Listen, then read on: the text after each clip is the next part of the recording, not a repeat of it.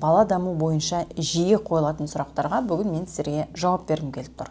Жалпы кішкентай бала дүниеге келген кезде неге мән беру керек? Осы 2 жасқа келген кезде тілінде задержка болмау үшін, еркін бала сөйлеп тұру үшін, түсінігі қалыптасу үшін не істеуіміз керек? Нені жіберіп алмауымыз керек деп маған ата-аналар жиі сұрақ қояды.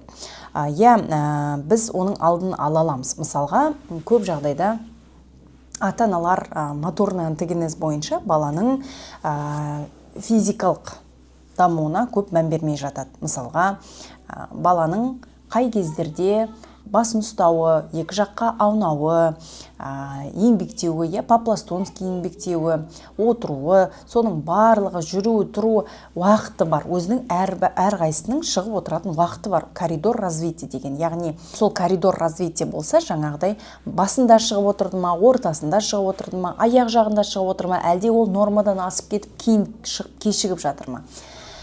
Кейбір жағдайда тек қана массажистердің массаж жасау арқылы, яғни стимуляция арқылы шығып жатады көп жағдайда. Негізінде барлығы табиғи түрде өзі рет-ретмен шығып отыру керек балада.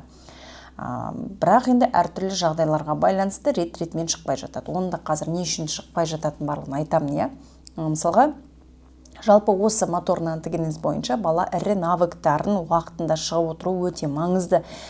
Сол навыктар баланың миы, баланың жүйке жүйесі, нервный системасы, центральный нервный система қаншалықты жақсы дамып жатыр, қаншалықты деңгейде дамып жатырдың көрсеткіші, дамып жатқанның көрсеткіші. Егер мына жақта задержкалар болып жатса, онда ол жақта да задержкалар болып жатыр деген сөз. Яғни ол өз кезегінде балада түсінік қалыптаспай жатқаны, сөйлеумен проблема болып жатқанына әкеліп соғады. Енді көп жағдай, көп факторлар әсер етеді. Мен енді бір бағыттарын ғана айтып жатырмын. Енді кей жағдайда, например, балалар по-пластунски еңбектемей қойып жатады. Сразу бірден еңбектеп кетеді, төрттағанда.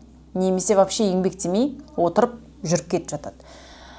Былай қарасаңыз, ол ештеңе емес сияқты, бірақ ол миға, жүйке жүйесіне үлкен урон, бала дамуында үлкен урон. Яғни ол үлкен пробел, ол ертең болашақта бәрібірде басқа бір жерден шығып отырады.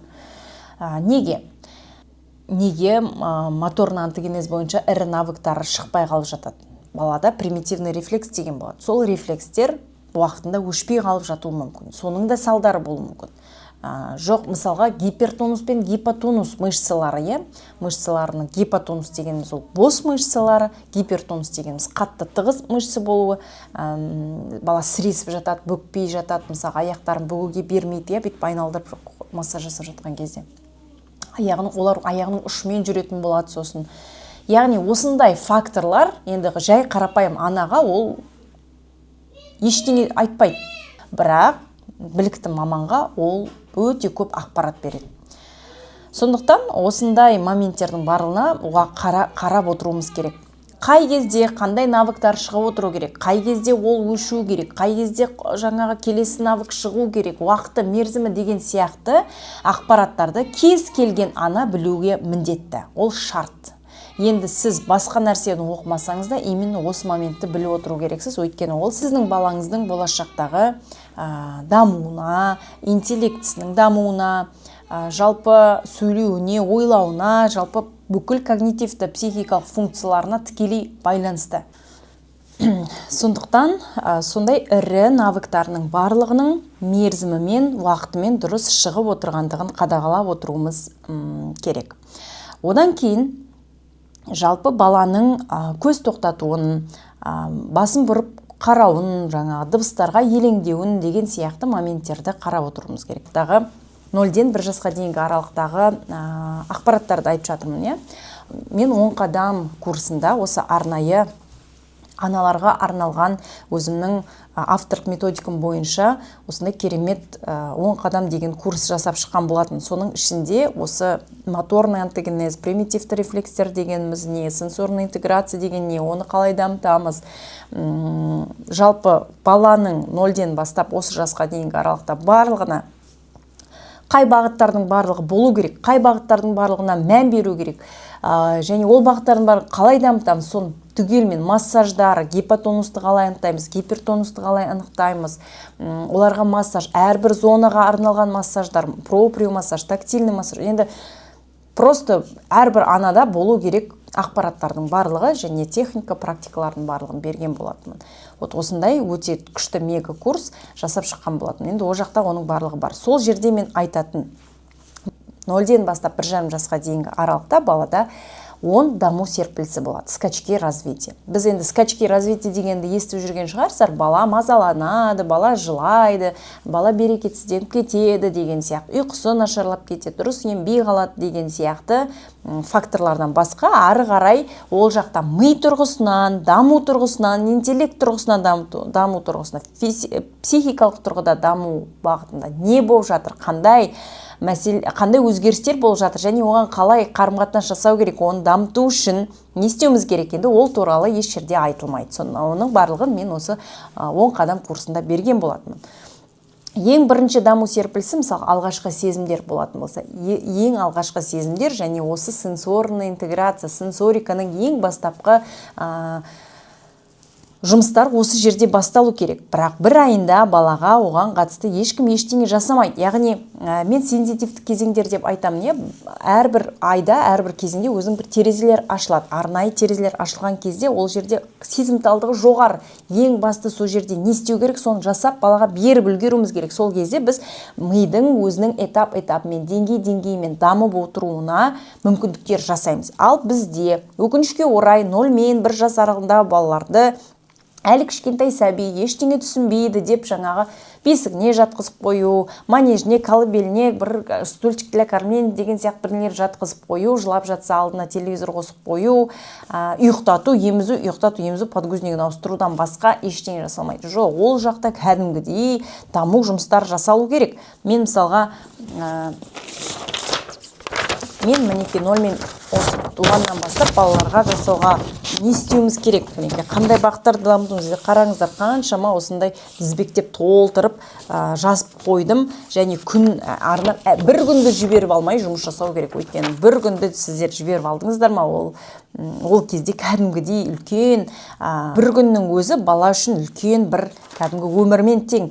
Өйткені білесіздер ғой, бала іште жатқанда да апта-аптасымен дамиды, апта-аптасымен есептейміз. Сондықтан бұл жерде де әр апта өте көп нәрсені мәселені шешеді. Сондықтан балаңыздың 1 жаста сөйлегенін қаласаңыз, 1,5 жаста 2-3 сөзден сөйлемдер сөйлегенін қаласаңыз, бірнеше тілде сөйлегенін қаласаңыз, онда осы бағыттарда жұмыстар жасап, уақытын текке босқа жіберіп алмаңыздар. Енді біздер өз қолымызбен қандай қателіктер жасаймыз, аналар өз дүниеге келген кезде өте жақсы дүниеге келді. Бүкіл навыктарды уақытымен шығарып жатыр, бәрі күшті болып жатса да, бірақ бала сөйлемей жатыр, әлі түсінігі қалыптаспай жатыр деген проблемалар болатын болса, ондай жағында біз ата-аналар тарапынан өзіміз қателіктер жасап алып жатамыз. Мысалға, көп қолда ұстап жүру. Мысалға, 3 айдан кейін балада половая жизнь деп айтады бізде нейропсихологияда. Половая жизнь басталады. Енді тырнақшаның ішінде әрине полда жүру керек деген ғой. Бала ішімен жату керек. Бала арпалысып, өзінің денесін, әрбір қолын қалай қозғайды, аяғын қалай қозғайды, алға қалай жылжиды, жанына қалай домалайды деген сияқты осындай іс-әрекет арпалысу керек та. Бала сонда миында үлкен процестер жүре бастайды. Ал біз не істейміз? Көбінесе машинаға мініп алып жолда жүреміз, қолымызға көтеріп жүреміз, жаңағы самолетпен тағы анда-мында путешествие кетіп қалып жатады.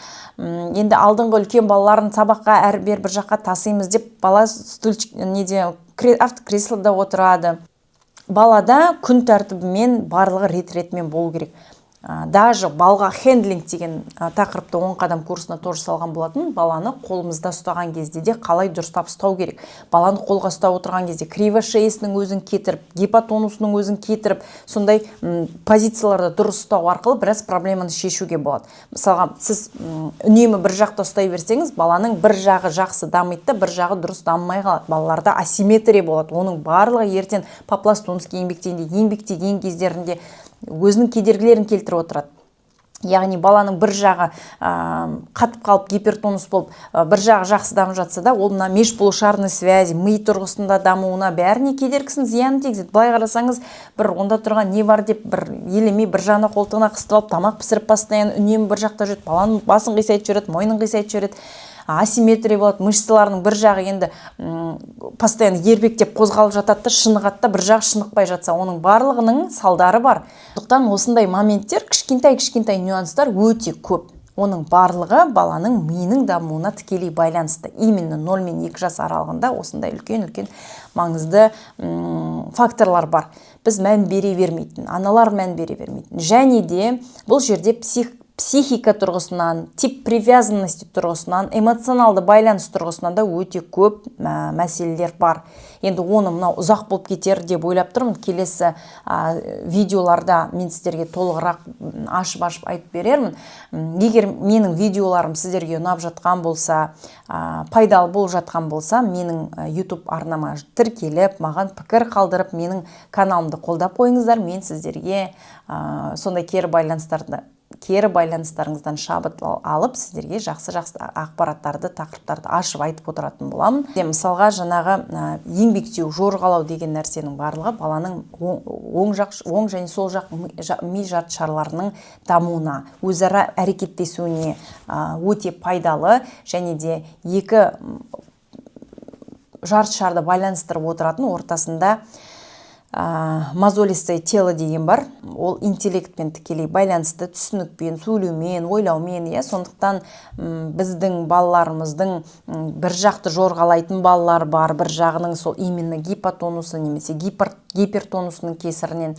Енді сіз ойлауыңыз мүмкін, үйрем кетер, тағы да басқа массаж жасап жібере қоямыз деген сияқты. Бірақ сол моменттерді ұзақ сөйтіп жүріп қалмасын, уақытында дер кезінде қарап отыру, уақытында жасап жіберу, көмектесіп жіберу, сол шыға алмай жатқан навыкты шығарып жіберу, көмектесу деген сияқты моменттерге аса қатты мән беру керек. Өйткені ол өз кезегінде мидағы үлкен процестердің, по цепочке бір-біріне әсер етіп дамитын процестердің байланысына, әрекеттесуіне зиян тигізіп қалуы мүмкін. Барлықтарыңызға рахмет. Келесі кездескенше сау болыңыздар.